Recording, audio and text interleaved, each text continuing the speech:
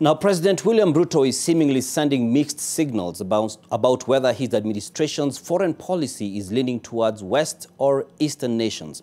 Now, recent events have put President Ruto at a crossroads as he seems to want to rip from all sides. NTV's political affairs reporter Vincent Oduor tells us more.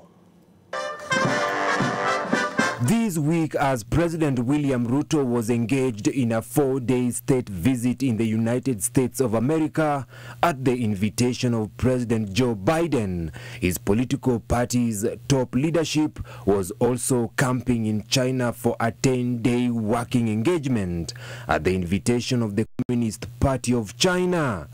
Unprecedented, the U.S. ambassador to Kenya, Meg Whitman, accompanied President Ruto during the visit, signifying how important the visit was to the interests of the U.S. President Ruto secured goodies in pledges worth hundreds of billions of shillings from the visit. The visit being a culmination from February last year when the U.S. First Lady Jill Biden visited Kenya. The visits taking place just early into Ruto's presidency signified his resolve to shift Kenya's foreign policy towards the West, especially the U.S., contrary to the previous regimes of President Mwai Kibaki and Uhuru Kenyatta that were pro the East, especially China, when it came to mega infrastructural projects. This is probably why the U.S. has signed a deal with Kenya to fund the Nairobi-Mombasa Expressway project worth 477 billion shillings and gave Kenya 16 modern helicopters. But in what seems like a way to blind China when their leader is being welcomed to the United States, China's biggest rival nation, the top officials of Ruto's UDA party are in Beijing for what is said to be a mission to get 1 billion shillings in aid from the Communist Party of China to build the UDA headquarters as well as a college for leadership studies.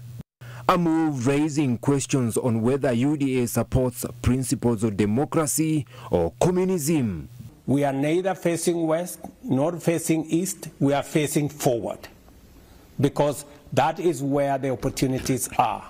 So we are looking at where our opportunities are, and we are working with those who can help us unlock those opportunities. Apart from that, last year Ruto also invited former Iranian President the late Ibrahim Raisi to the country, despite the differences between Iran and the US. Likewise, President Ruto appeared to support Palestine in its conflict with Israel, while Tel Aviv is an ally of the United States. These moves by President Ruto has now put Kenya at a crossroads without a firm position on the direction of its foreign policy. Vincent Oduor, NTV.